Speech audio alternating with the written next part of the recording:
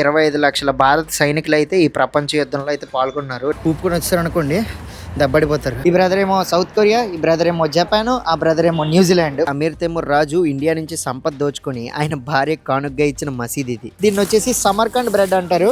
Snowfall crystal sugar ఉంటుంది కదా, దాంతో తయారు చేసినాం అనమాట. అస్సలాముఅలైకుం, నమస్తే, welcome to Mani's channel. Hi friends, నేను మీ Mani. Welcome to my channel. Uzbekistan to Iran land border ట్రిప్లో భాగంగా ప్రెజెంట్ అయితే మనం సమర్కండ్ సిటీలో ఉన్నాం. ఈ రోజు నా లాస్ట్ డే అనమాట. ఇక్కడ నుంచి నేను నెక్స్ట్ ఇంకొక ప్లేస్కి అయితే వెళ్ళబోతున్నాను. బట్ ఇంట్రెస్టింగ్ వీడియో అయితే చేస్తున్నాను. ఇదేంటంటే ఒక kind of A city tour అనమాట. డిఫరెంట్ ప్లేసెస్కి అయితే వెళ్తాను. సో డిఫరెంట్ థింగ్స్ అయితే ట్రై చేద్దాం అనుకుంటున్నాను. వీడియో అయితే చివరకు చూడండి, చాలా ఇంట్రెస్టింగ్గా ఉంటుంది. నాతో పాటు ఇంకొందరు బ్రదర్స్ కూడా ఉన్నారు. సో తను వచ్చేసి న్యూజిలాండ్ నుంచి అనమాట, మన ఇండియా. యాక్చువల్గా తనే చెప్తాడు వచ్చాక. Hi brother. Assalamualaikum, namaste, and welcome to Manny's channel. Snowfall, little bit, kids on the street. Yes. Real good. So by the way, tanu kuda content creator. So you're from? A little one, New Zealand. New Zealand. Born in Kashmir, India. Yes. And now in New Zealand. Yeah. So that's why you're not feeling cold. I'm used to it. Yes. I'm used to it. Hi.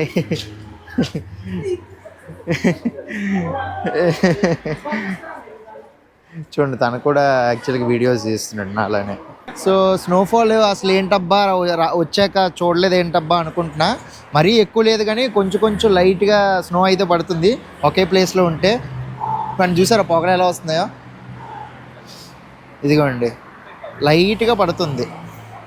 And మనతో పాటు ఇంకో ఇద్దరు అయితే ఉన్నారు. ఈ brother ఏమో south Korea, ఈ brother ఏమో జపాన్, ఆ బ్రదర్ ఏమో న్యూజిలాండ్, మనమేమో ఇండియా. 4 కంట్రీలు కలిపి బయటికి వెళ్తున్నాం తిరగడానికి. ఫైనల్గా స్నోఫాల్ అయితే పడుతుంది. కనిపిస్తుందా మీకు? నా జాకెట్ మీద చూడండి, కనబడుతుంది. ఇదిగోండి. మరి హెవీ స్నోఫాల్ ఏం కాదు, లైట్గా తుంపర్లా పడుతుంది. కానీ భలే ఉంది అసలు క్లైమేట్. చేతులు మాత్రం బాగా వాసిపోతున్నాయి చూడొచ్చు.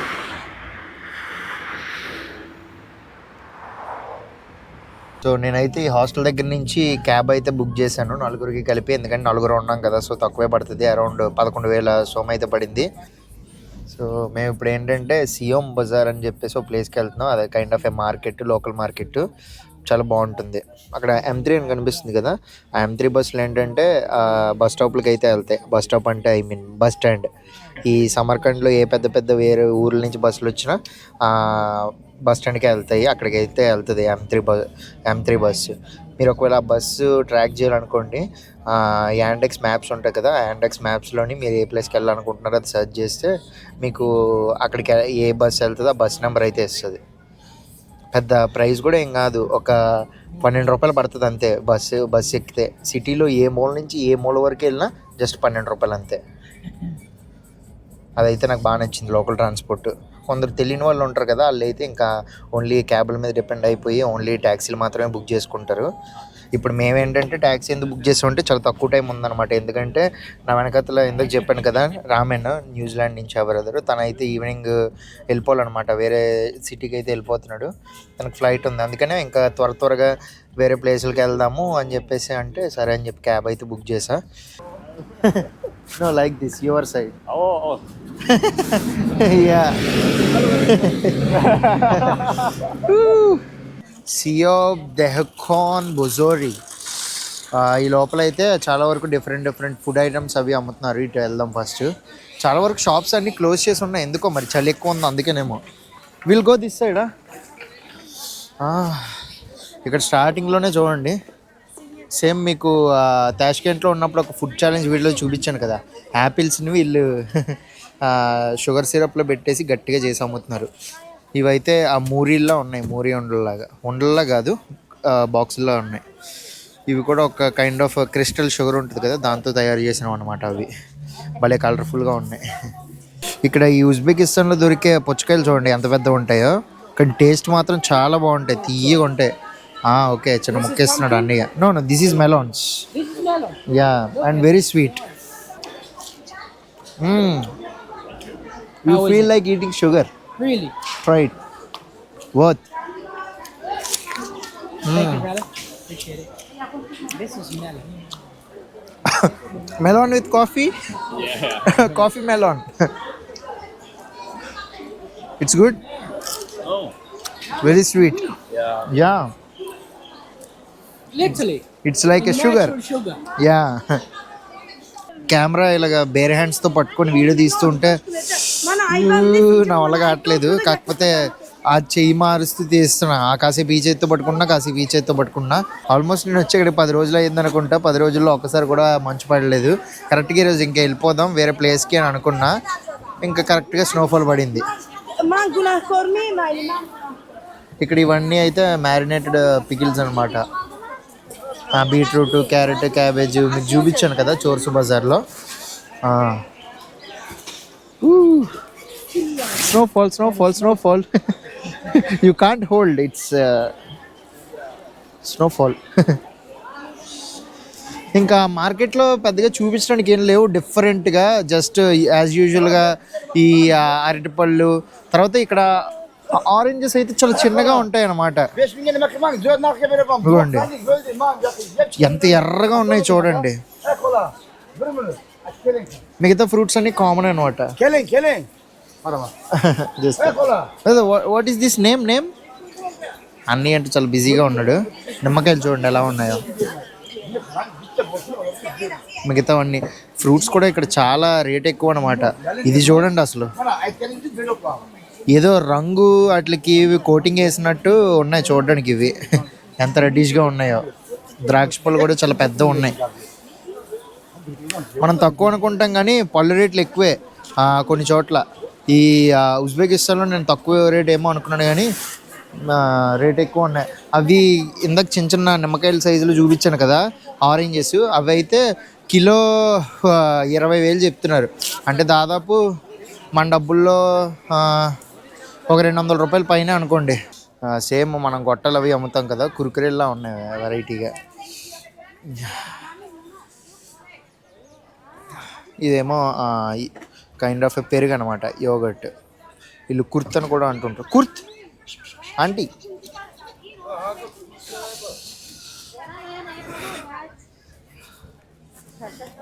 ఇక్కడ ఇంకా కూడా చాలా వరకు బ్రెడ్స్ ఉన్నాయి. ఇక్కడ ఎక్కువ బ్రెడ్స్ తింటూ ఉంటారు అనమాట ఉజ్బెకిస్తాన్ దేశంలో.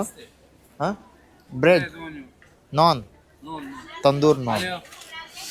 చూసారా బ్రెడ్ ఎలా ఉందో? దీని మీద నువ్వులు వేసి తయారు చేస్తూ ఉంటారు.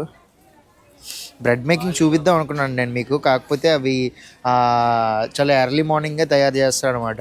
సో ఆ టైంలో బయటికి రావడానికి చాలా చల్లగా ఉండి రాలేకపోయాను నేను. ఇవి కూడా చూసారా ఎంత బాగున్నాయో? ఇవేంటంటే నల్ల నువ్వులు అనమాట. వాటి మీద డిజైన్లా పెట్టేసి నల్ల నువ్వులు అయితే పెట్టారు. చాలా వరకు ఈ స్టార్టింగ్లో ఇక్కడ అంతా అయితే డిఫరెంట్ బ్రెడ్సే ఉన్నాయి. ఒక పక్కేమో మంచు స్నోఫాల్, ఇంకో పక్కేమో వీళ్ళు అన్నీ డిఫరెంట్ బ్రెడ్స్ అయితే అమ్ముతున్నారు. వీళ్ళు మెయిన్గాన చాలా ఫ్యాట్ ఎక్కువ ఉన్న ఫుడ్స్ తింటూ ఉంటారు అనమాట. అంటే ఎలాంటివంటే ఇందాక మీకు చూపించాను కదా పులావ్ అని చెప్పేసి, ఆ పులావ్లో కూడా మనం పులావ్ అంటాం, వీళ్ళు ఏంటంటే పులావ్ అంటారు అనమాట. ఆ పిలాఫ్ సింపుల్గా చెప్పాలంటే పిలాఫ్. సో ఈ పిలాఫ్ ఏంటంటే తయారు చేసినప్పుడు చాలా ఎక్కువ నూనె వాడతారు అనమాట. చాలా ఎక్కువ నూనె ఉంటుంది, పిండితే ఇలా చేతి నుంచి కారుతూ ఉంటుంది. సో ఇంత నూనె ఎందుకు వేస్తారని కనుక్కుంటే వీళ్ళకి వింటర్లో అయితే చాలా ఎక్స్ట్రీమ్ కోల్డ్ ఉంటుంది కదా, సో వీళ్ళకి ఫ్యాట్స్ ఎక్కువ ఉండాలన్నమాట. ఫ్యాట్స్ ఎక్కువ ఉంటే కొంచెం దానివల్ల వీళ్ళకి చలి నుంచి కొంచెం సంరక్షించుకోవడానికి వీలుగా ఉంటుందని చెప్పేసి అంటున్నారు. మరి అది ఎంతవరకు నిజం నాకు తెలియదు. చాలా వరకు షాప్స్ అన్నీ అయితే చూడండి ఇలాగ గుడ్డలు కప్పేసి క్లోజ్లో ఉన్నాయి. మీకు చూపిద్దాం అనుకుంటే ఒక 90% షాపులన్నీ ఇలానే క్లోజ్లో ఉన్నాయి స్టార్టింగ్లో. మరి ఇవన్నీ మేబీ బ్రెడ్ షాప్స్ అనుకుంటా. చూడండి ఆంటీ గారు ఎంత పెద్ద కోట్ వేసుకున్నారో. వీటిని నాన్ అంటారు అనమాట. నాన్ మనం బటర్ నాన్ అంటూ ఉంటాం కదా, అలాగే నాన్ అంటారు. కాకపోతే భలే ఉన్నాయి బ్రెడ్స్. మొత్తం ఈ చివరంతా బ్రెడ్సే. ఇంకా చూడండి అసలు ఎంత పెద్ద మంచు వర్షం అయితే పడుతుందో. అసలు చాలా చిన్న తుంపర్లా పడుతుంది కానీ చేతులు అయితే ఫ్రీజ్ అయిపోతున్నాయి. అసలు ఆల్మోస్ట్ -2 ఉందనుకుంటా టెంపరేచర్. చాలా అంటే చాలా చల్లగా ఉంది. అందుకనే కెమెరా నేను పట్టుకోలేక బ్రదర్కి ఇచ్చాను కాసేపు పట్టుకోమని. సో ప్రజెంట్ మనం ఉన్న ఈ సియో బజార్ ఏంటంటే ఒకప్పుడు చైనా నుంచి యూరోప్ వరకు ఏంటంటే సిల్క్ రూట్ ఉండేది కదా. సో ఆ సిల్క్ రూట్లో మెయిన్గా ఈ సమర్కండ్ అయితే చాలా క్రూషియల్ పార్ట్ అయితే ప్లే చేస్తుంది. ఎందుకంటే చైనా నుంచి అలాగ యూరోప్ వరకు ఒకప్పుడు ఏంటంటే ఈ కార్గో షిప్లు ఇలాంటివి ఉండేవి కాదు కదా. వీళ్ళు ఎక్స్పోర్ట్స్ ఇంపోర్ట్స్ ఇవన్నీ ఏంటంటే ఈ సిల్క్ రూట్ ద్వారానే చేసేవారు అనమాట. ఆ సిల్క్ రూట్లో భాగంగానే ప్రజెంట్ అయితే ఈ సమర్కండ్ చాలా ఇంపార్టెంట్. అండ్ ఈ సమర్కండ్లో మెయిన్గా ఈ సియోప్ బజార్ అయితే చాలా క్రూషియల్ రోల్ అయితే ప్లే చేసింది. చాలా ఓల్డెస్ట్ మార్కెట్ ఈ సమర్కండ్ సిటీ మొత్తంలోనే. చూడొచ్చు. Enjoying the snowfall? I'm enjoying but I'm not able to. It's freezing right now. And ఇది మెయిన్గా చాలా పాపులర్ బ్రెడ్. దీన్ని వచ్చేసి సమర్కండ్ బ్రెడ్ అంటారు. చూసారా ఎలా ఉందో ఎంత పెద్దదో. It's called noon. Yeah it's called non. Yeah Tandur and they called it as Tandur also. So ఇక్కడ ఒక బామ్మగారు అయితే ఉన్నారు, వెళ్ళి అడుగుదాం. How much is it one? 10,000. 10,000. So ఇది ఒక్క బ్రెడ్ వచ్చేసి 10,000 అంట. చూసారా చాలా హెవీగా ఉంది. స్వీట్ విత్ టీ తినడమే.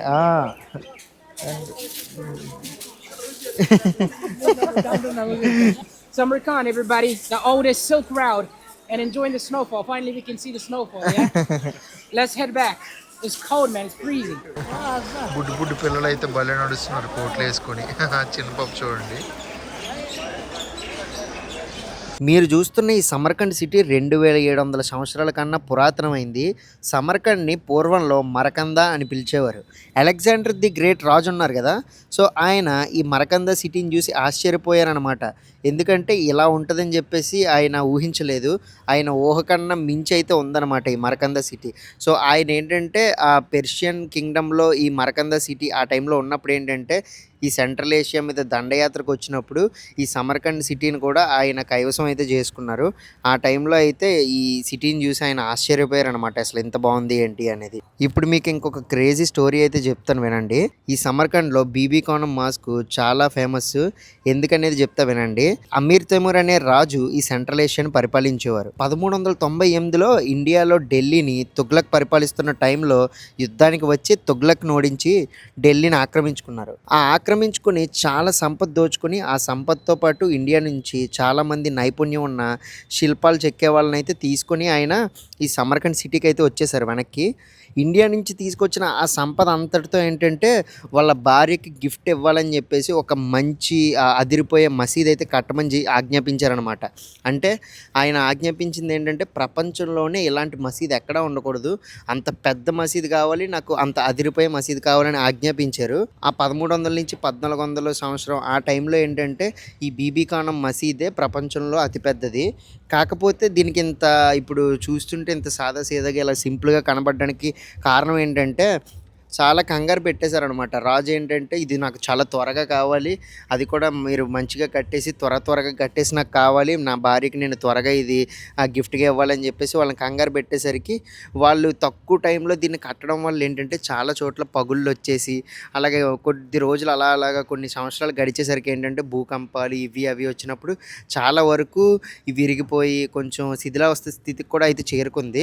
తర్వాత అలా సంవత్సరాలు గడిచే కొద్దీ ఏంటంటే ఈ ఉజ్బెకిస్తాన్ గవర్నమెంట్ ఈ ప్లేస్కు ఉన్న విశిష్టత పోకూడదని చెప్పేసి దీన్ని రీకన్స్ట్రక్ట్ చేసి చాలా చోట్ల పొందుపరిచారనమాట అన్నీను.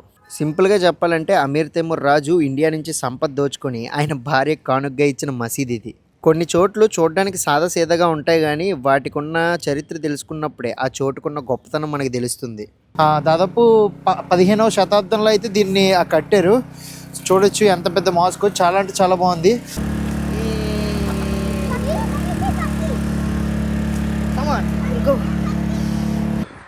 వింటర్ టైం కదా, అందుకే అసలు రాత్రిపూట ఎవ్వరూ తిరగట్లేదు రోడ్ల మీద. ఏవో అక్కడక్కడ కారులో వెళ్ళే వాళ్ళే తప్ప నార్మల్గా అసలు ఎవరూ తిరగట్లే. ఇది చాలా ఫేమస్ ప్లేస్ అనమాట. ఆ పక్కనే రేగిస్తాన్ స్క్వేర్ అని చెప్పేసి ఒక ఫేమస్ మదర్సా ఉంటుంది. అంత ఫేమస్ ప్లేస్ పక్కన చూడండి ఎంత ఖాళీ ఉందో. యూజువల్గా ఇక్కడ అంతా చిన్న చిన్న షాపులు ఇవన్నీ ఉంటాయన్నమాట. ఈ టైంలో చూడండి ఎంత ఖాళీగా ఉందో. పొద్దున పూట కూడా చాలా తక్కువ మంది ఉన్నారు. రోడ్లన్నీ అంతే ఎంటీగా ఉన్నాయి.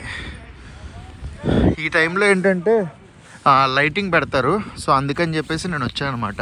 లైటింగ్ పెట్టినప్పుడు చాలా బాగుంటుంది చూడడానికి. Welcome to Samarkand, cultural capital of Islamic world. అక్కడి నుంచి రేగిస్తాన్ స్క్వేర్. ఈ సమర్కండ్లో చేసే ఇదే లాస్ట్ వీడియో. నెక్స్ట్ ఏంటంటే ఇంకొక ప్లేస్కి వెళ్ళిపోతున్నాను, ట్రైన్ జర్నీ.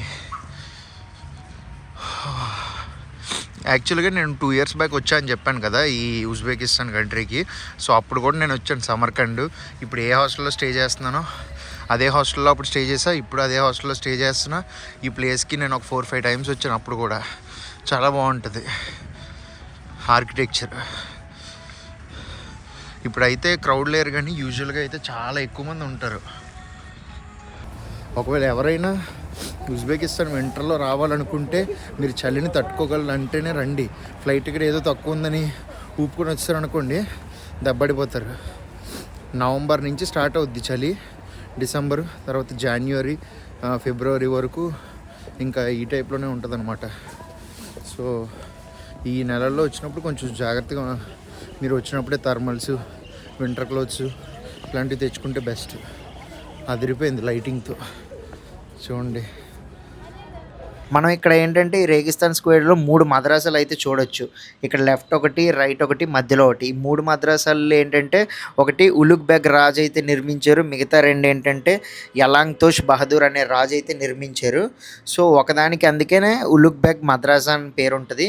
ఇంకో 2 ఏంటంటే ఆ యలాంగ్తోష్ బహదూర్ రాజు ఉన్నారు కదా, ఆయన కట్టించినా సరే ఆయన పేరు అయితే పెట్టలేదు వాటికి.